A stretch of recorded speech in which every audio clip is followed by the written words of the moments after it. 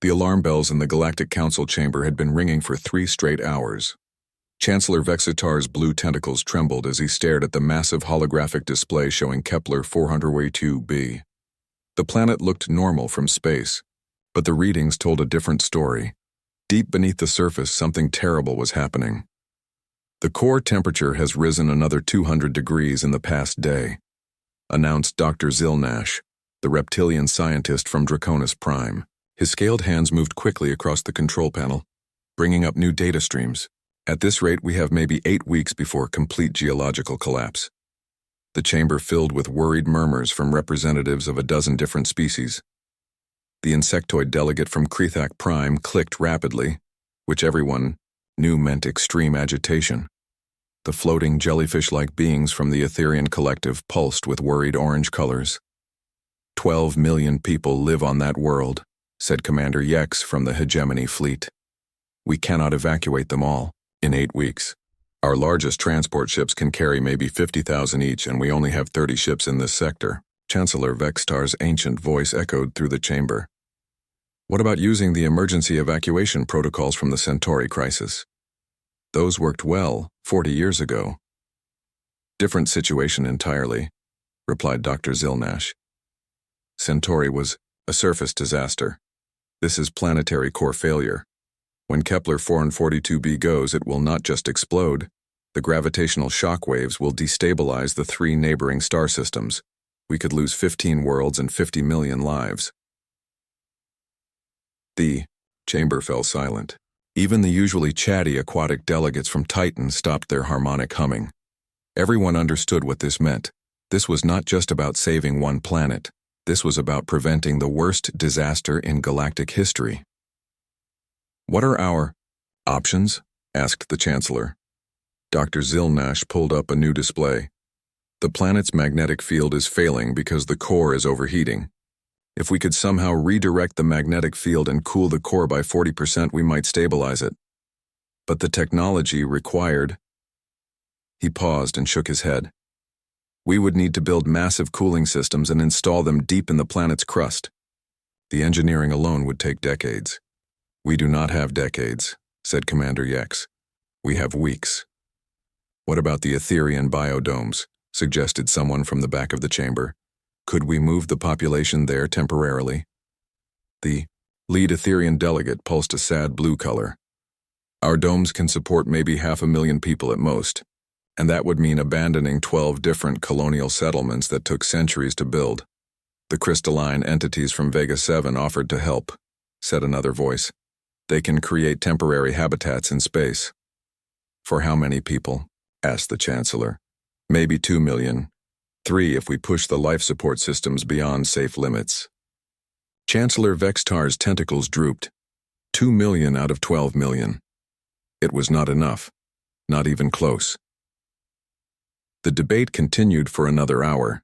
The Draconis representatives suggested using their mining equipment to dig massive underground shelters. The Hegemony offered their fastest ships for evacuation runs. The Krethak delegates proposed building orbital platforms. But every solution had the same problem. There was not enough time, not enough resources, and not enough space to save everyone. During all this discussion, Admiral Jake Morrison sat quietly in the human observer section. Earth had been a member of the Galactic Council for 300 years, but humans were still considered a young species. Most of the time, human representatives just listened and learned. They rarely spoke up during major crises. Jake had been watching the holographic displays and listening to the debate. He understood the problem clearly. A planet was going to die, and traditional solutions would not work fast enough. As he listened to the aliens argue about evacuation schedules and resource allocation, he found himself thinking about human history, about the times when his species had faced impossible problems and found unexpected solutions. He thought about the engineers who had built the first space elevators when everyone said it could not be done, about the scientists who had figured out faster-than-light travel by accident while trying to solve a completely different problem, about the miners who had saved the Mars colonies by using nuclear explosives to redirect an asteroid, even though the math said it should have been impossible. Jake stood up. His chair made a soft sound as it moved back. In the huge chamber filled with hundreds of alien delegates, the small noise somehow seemed very loud. The debate stopped. Hundreds of eyes, tentacles, and other sensory organs turned toward the human section. Chancellor Vextar's ancient voice carried a note of curiosity. "Admiral Morrison, does Earth wish to contribute to this discussion?" Jake walked down the steps toward the central podium. His boots echoed in the suddenly quiet chamber. He had not planned what to say. He was just thinking about 12 million people who were going to die unless someone did something. When he reached the podium, he looked up at the massive holographic display showing Kepler 442b. The planet looked so peaceful from space. No one could see the disaster building beneath its surface. But Jake could imagine those 12 million people going about their daily lives, not knowing that their world was dying beneath their feet. He turned to face the assembled delegates. Hundreds of alien faces stared back at him. Some looked curious. Others looked worried. A few looked downright skeptical. Humans had a reputation in the galaxy. They were known for finding solutions to impossible problems, but their methods often made other species very nervous. "Fine," Jake said simply. "I got this." The effect was immediate and dramatic. Chancellor Vextar's tentacles began twitching in a pattern that meant extreme anxiety among his species. The Krithak delegates started clicking so rapidly that the translation systems could not keep up. Several of the Etherian representatives turned a bright red color, which was their species' equivalent of panic. "Admiral Morrison," said the Chancellor carefully, "perhaps you could explain what Earth proposes to do about this situation?" Jake looked back up at the display. "I need to talk to my people first. Give me 24 hours to work out the details. But yeah, we can handle this." The chamber erupted in nervous chatter. Jake could hear fragments of conversations through the translation matrix. Words like dangerous and unpredictable and last time humans helped floated through the air. "Chancellor," Vextar raised one tentacle for silence. "Admiral, the Council appreciates Earth's willingness to assist. However, given the scope of this crisis and the potential consequences of failure, perhaps we should discuss this more thoroughly before—" "No need," Jake interrupted politely. "Like I said, we got this. I'll be back tomorrow with a plan." As mind eye, Jake walked back toward the exit. He could feel hundreds of alien eyes following him. He knew what they were thinking. 300 years of human membership in the Galactic Council had taught the other species certain things about his people. When humans said they could handle something, they usually could. But their methods often involved things that made the rest of the galaxy very uncomfortable. Jake reached the chamber doors and turned back for one last look at the assembled delegates. Most of them looked worried. Some looked terrified. A few were already reaching for their communication devices, probably to warn their homeworlds that humans were about to attempt something dramatic. Jake smiled and gave a small wave. "Don't worry," he called out cheerfully. "What could go wrong?" The last thing he heard as the doors closed behind him was Chancellor Vextar's voice, speaking in the formal tone reserved for galaxy-wide emergency broadcasts. "Attention all sectors. Initiate Protocol 7 immediately. The humans have said they have got this. Repeat, Protocol 7 is now in effect." Jake chuckled as he walked toward his ship. Protocol 7 was the galaxy's standard response to human problem-solving attempts. It basically meant, prepare for anything and hope for the best. It had been created after the Mars incident 50 years ago, when humans had prevented an asteroid collision by turning the asteroid into a temporary moon. The plan had worked perfectly, but it had involved enough explosives to power a small star, and the resulting light show had been visible from 3 star systems away. As Jake boarded his shuttle back to the human diplomatic vessel, he was already thinking about the call he needed to make to Earth. This was going to require some serious engineering, a lot of nuclear explosives, and probably a few things that had never been tried before. In other words, it was exactly the kind of problem humans were good at solving. Behind him, the Galactic Council chamber buzzed with activity as delegates frantically contacted their homeworlds. Across 17 sectors, emergency broadcasts were already going out. The message was simple and had become standard over the centuries. Humans have said they will handle the crisis. Recommend moving all non-essential personnel to minimum safe distance and preparing emergency shelters. Previous human solutions have included but are not limited to controlled stellar explosions, artificial black holes, and weaponizing gravity itself. Estimate 72 hours until implementation begins.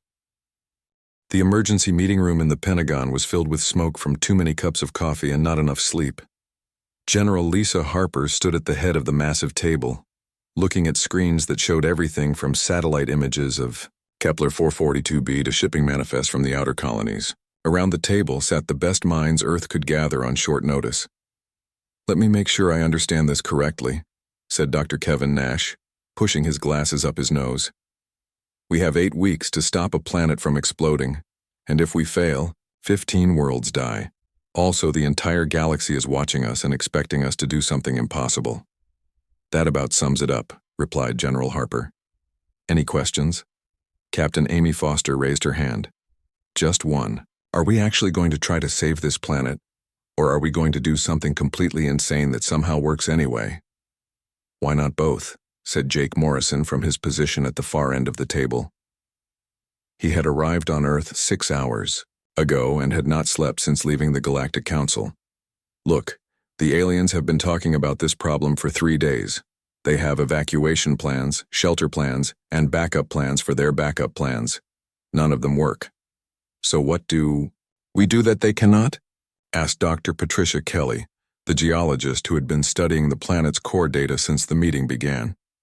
Jake pulled up a holographic display of Kepler 442b. "We stop thinking like this is a rescue mission and start thinking like this is an engineering problem. The planet's core is overheating, the magnetic field is failing. If we do nothing, it explodes. So we do not do nothing." Dr. Nash leaned forward. "What exactly are you suggesting?" "We cool down the core and fix the magnetic field." The room fell, silent for a moment. Then Captain Foster started laughing. "That's it? That's your plan? Just fix a planet?" "Why not?" Jake asked seriously. "We have fixed planets before. Remember when we stabilized Jupiter's Great Red Spot by dropping a controlled fusion bomb into it? Or when we prevented that ice age on New Geneva by redirecting solar radiation? Those were much smaller problems," pointed out Dr. Kelly. "Were they?" Jake brought up another display showing Earth's moon. "We moved the entire lunar base 300 kilometers to avoid a meteor shower. We built the first space elevator using materials that did not exist until we invented them. We terraformed Mars by crashing ice asteroids into it for 50 years. Why is fixing one planet's core any different?" General Harper nodded slowly. "He has a point. What do we need to do?" Dr. Nash pulled up his own set of calculations. "The core is overheating because the planet's natural cooling system is failing. We need to create artificial cooling and redirect the magnetic field. The energy requirements are..." He paused and ran the numbers again. "Enormous. We would need to generate more power than most star systems use in a year." "We have fusion plants," said Captain Foster. "Lots of them." "Not enough. We would need to build more. A lot more. And we would need to build them fast." Dr. Kelly had been studying the planet's geological data. "There is another problem. To cool the core effectively, we need to create cooling points deep in the planetary crust. That means drilling holes thousands of kilometers deep and placing cooling devices at exact locations. The precision required is beyond anything anyone has ever attempted. So we attempted anyway," said Jake. "What is the worst that could happen?" "We could crack the planet in half," said Dr. Kelly. "We could trigger volcanic eruptions across 3 continents," added Dr. Nash. "We could accidentally create a black hole," said Captain Foster. Jake shrugged. "Or we could save 12 million lives and prevent the worst disaster in galactic history. I like those odds." General Harper stood up and walked to the main display. "All right, people. Let us assume we are going to do this insane thing. What do we need?" Dr. Nash started writing on his tablet. "First, we need enough nuclear devices to create controlled explosions at 17 specific points around the planet. These are not ordinary bombs. We need precision devices that can redirect tectonic pressure without destroying the planet's surface." How many nuclear devices? Asked General Harper. About 300. The room went quiet again. Earth's entire nuclear arsenal contained maybe 50 active warheads, and most of those were small devices used for mining asteroids and powering deep space missions. We can build them, said Captain Foster finally. The fusion plants on Luna and Mars have been producing weapons-grade materials for industrial use. We just need to repurpose them. How long? Asked General Harper. 6 weeks if we work around the clock and ignore most safety regulations. Dr. Kelly looked up from her calculations. We also need cooling devices, massive ones. Each cooling unit needs to be capable of reducing temperature by hundreds of degrees across several cubic kilometers of molten rock. What kind of cooling devices? Asked Jake. I have no idea. Nothing like this has ever been built before. We would basically be creating artificial winter inside a planet. Captain Foster was already sketching designs on her tablet. What about solar reflectors? Massive ones. We could build a mirror array in space and use it to redirect heat away from the planet while focusing cooling energy on specific areas. How massive? Asked General Harper. Bigger than Earth's moon. Dr. Nash almost choked on his coffee. You want to build a mirror the size of a moon in 6 weeks? Why not? We have the materials. The asteroid belt has more metal than we could use in 1,000 years. We just need to mine it fast and assemble it in space. Jake was nodding enthusiastically. This could work. We use controlled nuclear explosions to redirect the tectonic pressure, massive solar reflectors to cool the surface, and cooling devices to stabilize the core. What else do we need? Dr. Kelly pulled up a cross-section view of the planet. Someone has to deliver the cooling devices to the core. That means flying a ship down through the planet's crust and into the upper mantle. The temperature down there is hot enough to melt any known material. We will build a ship that can handle it, said Captain Foster. Out of what? Diamond carbon composites melt at those temperatures. Then we will invent something that does not melt. General Harper looked around the room. Let me see if I understand this plan. We are going to build 300 nuclear devices. A mirror array the size of a moon, cooling technology that does not exist, and a ship made of materials we have not invented yet. And we are going to do all of this in 8 weeks. 7 weeks, corrected Jake. We need at least 1 week for testing and deployment. Right, 7 weeks. General Harper sat back down. Any other small details we should consider? Dr. Nash raised his hand. Where are we going to test 300 nuclear devices? Most of our test ranges are not designed for weapons of this size. We will test them on the way to Kepler 442b, said Jake. Space is big, plenty of room for explosions. What about the aliens? Asked Captain Foster. They are not going to be happy when they see us building what looks like the largest weapons arsenal in galactic history. Let them worry, said General Harper. Our job is to save the planet. Their job is to stay out of our way. Dr. Kelly was still studying the planetary data. There is one more thing. The timing has to be perfect. If we set off the nuclear devices too early, we destabilize the core before the cooling systems are in place.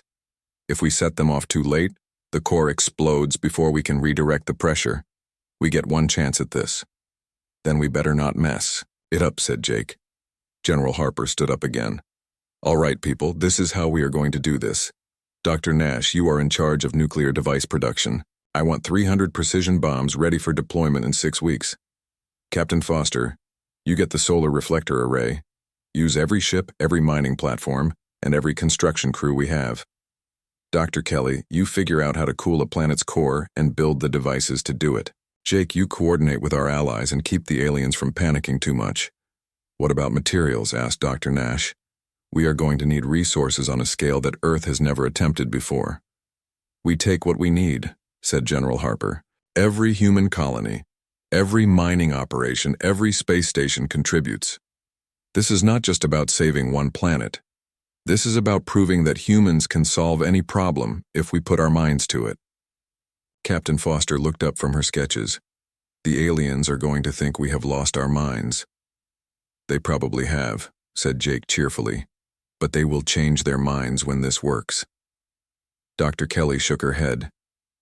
You people are completely insane.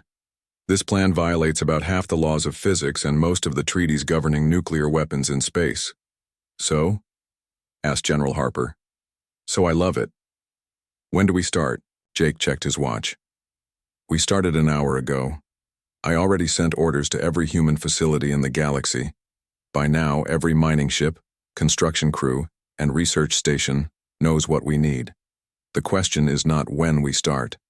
The question is whether we can finish in time.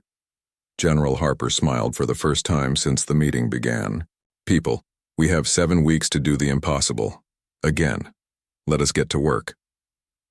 As the team dispersed to begin the largest engineering project in human history, Jake stayed behind to make one more call. The communication screen showed the bridge of his diplomatic vessel, where his crew was already preparing for departure. Set course for Kepler 442b, he ordered, and send a message to the Galactic Council. The emergency broadcast reached the Etherian Collective at Aero 347 Galactic Standard Time. High Curator Zephlin had been enjoying a peaceful meditation session in her crystal chamber when the alarm crystals began singing their warning song. Our message was simple and terrifying in its familiarity. All Etherian vessels are to immediately withdraw to Sector 7 Alpha. Human intervention has been confirmed for the Kepler 442b crisis. Repeat, humans have said they will handle the situation. Protocol 7 is now in effect. Zephlin's crystalline form flickered from calm blue to alarmed orange. She had been alive for over 600 years and had witnessed 3 previous human interventions. Each time the humans had solved the problem. Each time, they had also done things that gave her nightmares for decades afterward. She activated her communication array and sent orders to the Etherian merchant fleet. Within hours, every Etherian ship within 50 light-years of Kepler 442b was moving toward the outer rim of their territory. The cargo ships left their deliveries unfinished. The exploration vessels abandoned their research missions. Even the massive biodome ships carrying millions of Etherian colonists changed course and headed for safer space. The Etherian evacuation was swift and organized, but they were not the only species moving away from the crisis zone. Across 17 sectors, the same scene was playing out with mechanical precision. On Draconis Prime, War Commander Thexelar received the Protocol 7 alert while reviewing battle plans for the upcoming war games. The Draconis Empire had never retreated from anything in their 3,000-year history. They had fought wars against species twice their size and won. They had defended their territory against impossible odds and emerged victorious. But when the message about human intervention arrived, Thexelar did not hesitate. Recall the 3rd Fleet from training exercises, he ordered his subordinates. Move all ships to the far side of the Vega system and send a message to High Command. Tell them the humans are about to try something and we want to be far enough away to survive whatever they do. The Draconis ships began moving immediately. These were warships designed to face any threat in the galaxy, but their crews had learned to respect human problem-solving methods. The last time humans had helped with a crisis, they had prevented a rogue black hole from destroying a star system by feeding it a controlled supernova. The plan had worked perfectly, but the resulting explosion had been visible from 3 galaxies away. Meanwhile, on the water world of Titan, the Aquatic Collective was holding an emergency song session. The whale-like beings communicated through complex harmonies that could carry meaning across entire oceans. Today, their songs were filled with worry and ancient warnings. The swift movers sing of nuclear fires, translated Elder Chorus Prime through the Universal Communication System. They build weapons that burn like small stars. They gather materials from the asteroid fields and work without rest. The signs are familiar and troubling. Station Commander Ben Rogers at the Jupiter mining facility had been fielding calls all morning from worried alien contractors. His office was filled with holographic displays showing evacuation requests, contract cancellations, and insurance claims. Every non-human worker in the solar system seemed to be preparing for the worst. Commander Rogers, said Yixtal, the hegemony trade representative, through the communication screen. My government wishes to know if human operations will affect The shipping lanes between Jupiter and Saturn. We have 17 cargo vessels currently in transit. Ben rubbed his temples. This was the 15th such call in 2 hours. Look, Yixtal, I honestly do not know what Earth Command is planning. All I know is that every human facility in the system just got orders to contribute materials and personnel to something called Project Icebox. Project Icebox? Yixtal's tentacles twitched nervously. That does not sound reassuring. Probably not meant to be reassuring, Ben admitted. But hey, at least it has a name this time. Remember the Mars thing? They just called that Operation Make It Work. Yixtal's face went pale green, which was the hegemony equivalent of terror. We will be moving our ships to minimum safe distance immediately. After Yixtal disconnected, Ben walked to his office window and looked out at the asteroid belt. Even from this distance, he could see the increased activity. Mining ships were moving between asteroids like busy ants, gathering materials at a pace that made no economic sense. Construction crews were assembling massive frameworks in space, building structures so large that they blocked out sections of stars. His assistant, Lieutenant Carol Diaz, knocked on his door. Sir, we just got another priority message from Earth Command. They want us to redirect all available power from the mining lasers to the construction sites. Also, they are asking for volunteers to work double shifts for the next 6 weeks. Any word on what we are actually building? Ben asked. The technical specifications just say really big mirrors and things that make stuff cold. Oh, and apparently we need 300 nuclear devices for precision geological adjustment, whatever that means. Ben sat down heavily in his chair. He had been in space for 20 years and had seen humans solve impossible problems before. But this sounded bigger than anything they had attempted since the terraforming of Mars. Get me a line to Earth Command, he said. I want to know exactly what we are getting ourselves into this time. On Kepler 442b itself, the situation was becoming increasingly surreal. The 12 million inhabitants represented dozens of different species, all of whom had their own ways of dealing with stress and uncertainty. Most of them were dealing with it by getting as far away from the humans as possible. The human engineering teams had been arriving for the past week, setting up equipment that looked both incredibly sophisticated and utterly terrifying. They worked with an intensity that made other species nervous, building structures that no one recognized and implementing safety protocols that seemed both incredibly thorough and completely inadequate for whatever they were planning. Mining. Supervisor Kleptar, a rock-like being from the Geological Guild, watched human engineers drill test holes near his facility. The humans had been polite when they asked to use his equipment, but the modifications they made to his drilling rigs turned them into machines he no longer recognized. What exactly are you planning to put down there? He asked Dr. Patricia Kelly, who was overseeing the drilling operations. Cooling devices, she replied cheerfully while reviewing readings on a tablet that was displaying numbers Kleptar could not even pronounce. What kind of cooling devices? The kind that cool things down really, really fast. Kleptar's rock-like features managed to convey skepticism. How fast? Fast enough to freeze molten rock solid in about 30 seconds.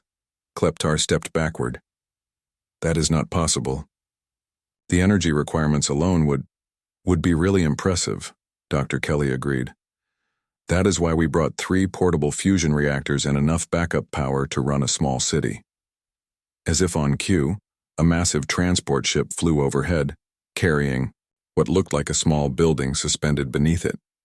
The building was covered in warning signs in 17 different languages, all of which basically said, "Extremely dangerous," and "Do not approach." What is that? Asked Kleptar. Fusion reactor number 2, said Dr. Kelly casually. We are setting it up about 50 kilometers from here. Do not worry, it is perfectly safe as long as nobody does anything stupid. Kleptar made a mental note to move his operations to the far side of the continent. The evacuation of non-human personnel from Kepler 442b had been voluntary, but it was happening anyway. Not because the humans had told anyone to leave, but because 3 centuries of experience had taught the galaxy that when humans started talking about solutions involving nuclear devices and unprecedented engineering projects, it was time to Find somewhere else to be. The spaceports were crowded with beings trying to book passage off-world. The hotels on the far side of the planet were completely booked. Even the underground mining communities, which were usually considered the safest places during surface disasters, were being abandoned as word spread about the humans planning to do something involving the planetary core. Captain Rick Stone was coordinating the space-based portion of the human operation from orbit. His converted cargo ship had become the command center for what was rapidly becoming the largest engineering project in galactic history. Through his view screen, he could see human ships arriving daily, bringing materials, equipment, and personnel from across human space. "Captain Stone," said his communications officer, "we are getting requests from 17 different species asking for our operational timeline. They want to know when we are going to start the actual planet-fixing part." Rick looked at the massive construction project taking shape around Kepler 442b. The solar reflector array was already larger than most space stations, and they were only halfway finished. Nuclear devices were being assembled in specially shielded facilities, while fusion reactors powerful enough to supply entire star systems were being positioned at strategic points around the planet. "Tell them we start in 4 weeks," Rick said, "and remind them about minimum safe distance recommendations." "How far is minimum safe distance for this operation?" asked his navigation officer. Rick considered the question seriously. The countdown clock in the Human Command Center showed 7 hours and 23 minutes until operation start. Dr. Kevin Nash stood in front of a wall of monitors displaying data from 17 different locations around Kepler 442b. Each monitor showed the status of nuclear devices that had taken 6 weeks to build and position, 300 precision bombs, each one more powerful than anything the galaxy had seen used for non-military purposes. "Final systems check," Nash announced to his team. "Detonation sequence Alpha through Romeo. Report status." "Alpha team ready," came the first response. "All devices armed and positioned. Geological sensors confirm we are on target for core pressure redirection." "Bravo team ready," said another voice. "Warning, we are detecting some unusual seismic activity near position 12. The planet is starting to react to our presence." Nash frowned at his readings. The planet's core was destabilizing faster than they had expected. How much faster? Maybe 6 hours ahead of schedule. The core temperature has spiked again in the last hour. Copy that. All teams, we may need to move up our timeline. Stand by for possible early execution. Captain Amy Foster was floating in zero gravity next to the largest construction project in human history. The solar reflector array now stretched across an area larger than Earth's moon, consisting of millions of mirror panels that had been assembled by teams working around the clock for 6 weeks. From her position near the control center, she could see the curved edge of the array extending beyond the horizon of space. "Mirror alignment complete," reported her engineering chief. "We have achieved 96% optimal positioning. The remaining 4% are panels damaged during the final assembly rush." "Good enough," Foster replied. "Begin charging sequence for the thermal redirection system." The massive array began to move with mechanical precision. Millions of mirrors turned in unison, focusing starlight away from specific areas of Kepler 442b, while concentrating cooling energy on others. The effect was immediate and visible. Areas of the planet's surface that had been glowing with heat began to dim, while other regions became brighter, as concentrated starlight was redirected toward them. "Temperature differential is building as planned," reported the thermal engineer. "We are creating artificial weather patterns across 3 continents. The atmospheric pressure changes are happening faster than our models predicted." Foster watched as massive storm systems began forming on the planet's surface. The artificial temperature differences were creating weather that had never existed before. Lightning storms were erupting across entire continents as hot and cold air masses collided with incredible force. "Is this going to be a problem?" Foster asked. "Unknown," admitted the engineer. "We are basically performing weather control on a planetary scale.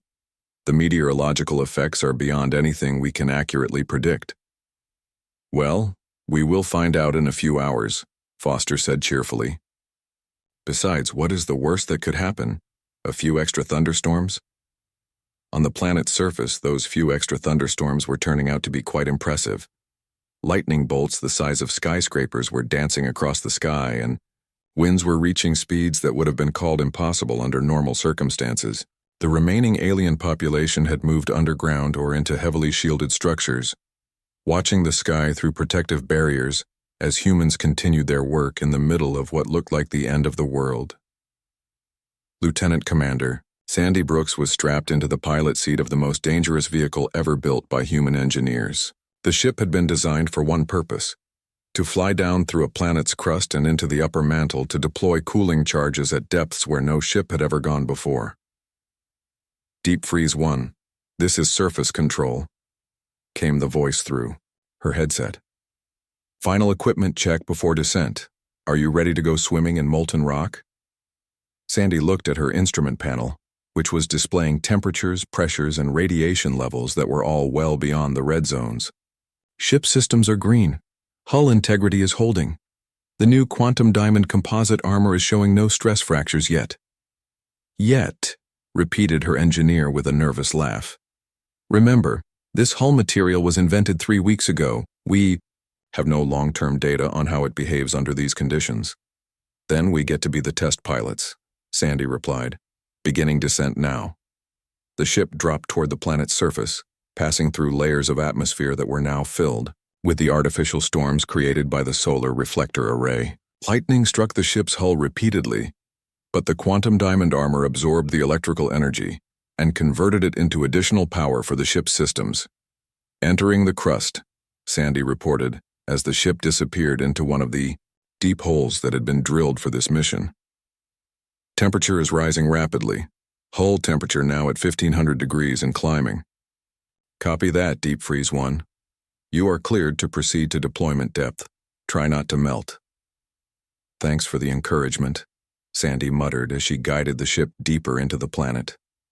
The walls of the tunnel glowed with heat around her, and her instruments showed that the rock outside was approaching melting point. But the ship held together, its revolutionary hull design protecting her from temperatures that would have vaporized any previous spacecraft. Deployment depth reached, she announced 20 minutes later. Beginning cooling charge installation. This is either going to work really well or really badly.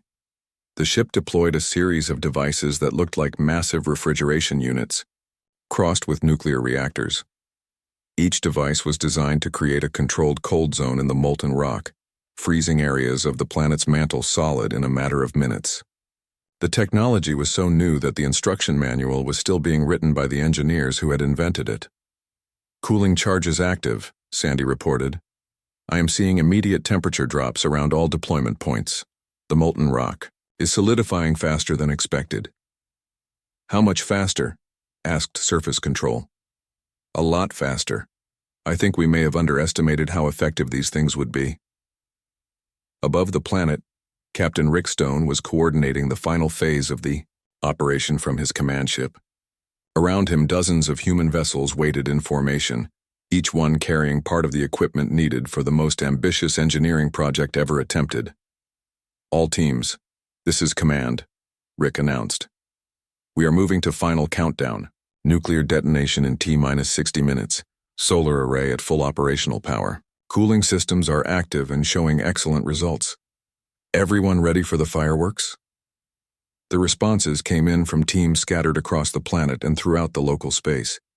Engineers, technicians, and scientists who had worked without rest for 6 weeks to build something that had never been attempted before. They were tired, nervous, and completely confident that their insane plan was going to work. Command, this is Dr. Nash, came the voice from the nuclear team. We are detecting increased seismic activity at all monitoring stations. The planet is responding to the cooling effects faster than we expected. We may need to accelerate the detonation sequence. How much faster? Asked Rick. We should probably start now. Rick looked at his countdown clock, which still showed 57 minutes. The plan had called for precise timing, with each phase of the operation coordinated to the minute, but plans rarely survived contact with reality, especially when humans were involved. All right, people, Rick announced. Change of plans. We are going to execute all phases simultaneously instead of in sequence. Nuclear teams, begin detonation, sequence immediately. Solar array, maintain full power. Cooling teams, prepare for maximum output. Sir, said his navigation officer, executing all phases at once means we have no idea what the combined effects will be. That is what makes it exciting, Rick replied. Besides, we have come this far. No point in getting cautious now. The nuclear detonation sequence began with a flash of light visible from orbit. Deep beneath the planet's surface, precisely placed, explosives triggered in a carefully calculated pattern. Each explosion was designed to redirect tectonic pressure away from the unstable core, creating new pathways for the planet's internal stress to dissipate. The effect on the surface was immediate and dramatic. The ground shook with earthquakes that registered on sensors throughout the star system. Mountain ranges shifted by several meters. New valleys opened up as the planet's crust adjusted to the redirected pressure. Nuclear phase complete, reported Dr. Nash. All detonations successful. Tectonic pressure is being redirected as planned. Core stability is improving rapidly. At the same time, the cooling devices that Sandy had deployed were working beyond all expectations. The artificial cold zones were spreading through the planet's mantle, creating areas of solid rock in regions that had been molten for millions of years. The planet's internal temperature was dropping so quickly that the monitoring equipment was having trouble keeping up. Cooling phase showing incredible results, reported Sandy from deep within the planet. The mantle is solidifying in patterns we did not expect. I think we may have accidentally improved the planet's geological stability beyond the original specifications. Above the planet, the solar reflector array was performing its own form of planetary surgery. 6 months had passed since the day humans had saved Kepler 442b from destruction. The planet now looked completely different from space. Where there had once been dangerous heat signatures and unstable geological formations, there were now thriving cities and expanded mining operations. The artificial weather patterns created by the human solar array had become permanent features, giving the world a more stable climate than it had ever possessed naturally. Chancellor Vextar stood in the center of the Galactic Council chamber, holding a thick report that had taken a team of scientists 4 months to complete. His blue tentacles trembled slightly as he prepared to address the assembled delegates. Around him, representatives from dozens of species waited to hear the official analysis of what humans had accomplished. The final report on the Kepler 442b intervention has been completed, the Chancellor announced. The results are, to use a human expression, impressive. He activated the central holographic display, showing before and after images of the planet. The difference was remarkable. The world that had been on the verge of destruction was now more geologically stable than most inhabited planets in the galaxy. The human solution succeeded beyond all projected parameters, continued the Chancellor. The planet's core temperature has stabilized at optimal levels. The magnetic field is now 40% stronger than before the crisis. Seismic activity has been reduced to negligible levels. Mining productivity has increased by 300% due to improved geological stability. A murmur of amazement ran through the chamber. The Krethak delegate clicked rapidly in what their species considered expressions of wonder. The Etherian representatives pulsed with impressed purple colors. However, the Chancellor continued, and the chamber fell silent. The methods employed by the humans remained completely impossible to understand or replicate. Our best scientists have spent months trying to analyze their techniques, and we are no closer to comprehending how they accomplished what they did. Dr. Zilnash, the reptilian scientist who had first reported the crisis, stood up from his seat. Chancellor, if I may add to the report, we have studied the human approach extensively. They used controlled nuclear explosions to redirect tectonic pressure, which should have been impossible given the precision required. They built a solar reflector array in 6 weeks that would normally take us decades to construct. And they developed cooling technology that appears to violate several fundamental laws of thermodynamics. Are you saying their solution was scientifically impossible? Asked the delegate from the hegemony. I am saying their solution worked perfectly, saved 12 million lives, and improved a planet beyond recognition, replied Dr. Zilnash. I am also saying that if any other species had attempted the same methods, we would have accidentally destroyed 3 star systems. The chamber erupted in nervous laughter. Everyone remembered the reports from the operation, the massive explosions that had shaken space itself, the artificial weather systems that had created lightning storms visible from orbit, the cooling devices that had frozen solid rock faster than physics said was possible. "What is our official recommendation regarding future human interventions?" asked Commander Yex from the Hegemony Fleet. Chancellor Vextar's tentacles moved in the pattern that indicated careful consideration. "The Council recommends updating Protocol 7 to include automated resource stockpiling and evacuation procedures for any system where humans volunteer to help with a crisis. We also recommend establishing early warning networks to give other species more time to reach minimum safe distances." "How far is minimum safe distance when humans are involved?" asked the Etherean delegate. "The new recommendation is 150 light-years," replied the Chancellor. "This represents a 50% increase from the previous standard, based on observations from the Kepler 442b operation." In the Human Observer section, Admiral Jake Morrison listened to the discussion with amusement. He had expected this kind of response. The aliens always acted surprised when human solutions worked, even though human methods had been consistently successful for 3 centuries. "Admiral Morrison," said Chancellor Vextar, "the Council would like to formally recognize Earth's contribution to galactic safety and planetary preservation. The Kepler 442b operation represents the largest successful crisis intervention in recorded galactic history." Jake stood up and walked to the central podium, just as he had done 6 months ago when this whole adventure had started. The chamber watched him with a mixture of gratitude and nervous anticipation. "Thank you, Chancellor," Jake said simply. "We are glad we could help." "The Council would also like to request," continued the Chancellor carefully, "that Earth consider providing advance notice of their methods when volunteering for future crisis interventions. Many species found the uncertainty regarding your approach to be somewhat stressful." Jake smiled. "We can try, but honestly, we usually do not know exactly what we are going to do until we do it. That is kind of how human problem-solving works." The chamber filled with the alien equivalent of nervous sighs. The Draconis delegate muttered something about impossible species in their native language. The aquatic collective began humming, a song that roughly translated to, "Why do we keep asking questions we do not want answered?" "There is one more item to address," said Chancellor Vextar. "The Monument Committee on Kepler 442b has requested permission to construct a permanent memorial to human intervention. The proposed monument would be visible from orbit and include a museum documenting human crisis resolution methods." "What would this museum contain?" asked Jake curiously.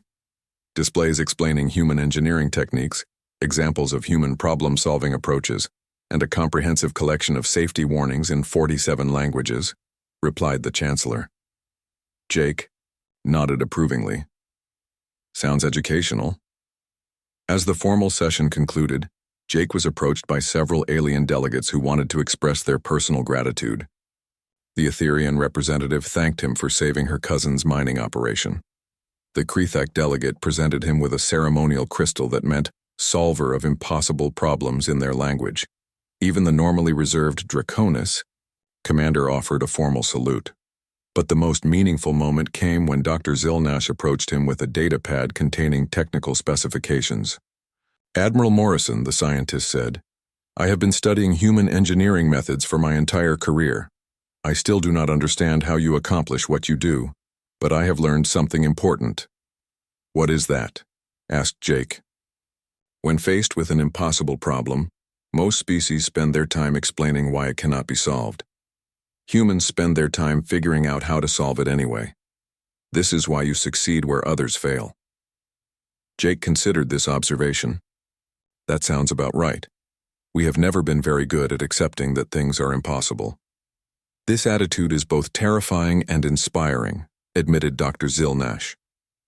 "I have recommended that all galactic engineering programs include a course on human problem-solving philosophy, even though we cannot teach anyone to actually think like humans." "Why not?" asked Jake. "Because thinking like humans requires a level of optimism and disregard for conventional limitations that most species consider to be a form of controlled insanity. Jake laughed. You are probably not wrong about that. As Jake left the council chamber, he was already thinking about his next assignment. His ship was scheduled to patrol the Outer Rim territories, where colonies often faced challenges that required creative solutions. He was looking forward to it. There was something satisfying about helping people solve problems that seemed impossible. His communication device beeped with an incoming message. The display showed an emergency transmission from the Vega system, where a massive solar flare was threatening to destroy a research station with 3,000 scientists aboard. The station's shields were failing, evacuation was impossible due to the radiation levels, and conventional solutions would take weeks to implement. Jake read the message twice, then activated his response transmitter. "This is Admiral Morrison," he said. "We are on our way. Estimated arrival in 18 hours. "Admiral," came the panicked voice from Vega system. "What should we do until you arrive?" Jake paused at the entrance to his shuttle. Through the station's massive windows, he could see other alien ships already beginning to move away from the Vega system. Protocol 7 was activating automatically, triggered by the simple fact that humans had volunteered to help. "Just hold on," Jake replied cheerfully. "And maybe move any important equipment to minimum safe distance. We are going to try something that has never been done before." "What exactly are you planning to do?" asked the voice from Vega. Jake grinned as he climbed into his shuttle. "Fine, I got this." The response was immediate and predictable. Emergency broadcasts began transmitting across multiple sectors. The phrase that had become legendary throughout the galaxy echoed through space once again. "Humans have said they have got this. All vessels implement Protocol 7 immediately. Repeat, humans are responding to the Vega crisis." Within hours, the space around Vega system was clearing as ships moved to safe distances. The galactic insurance market suspended all new policies in the affected sectors,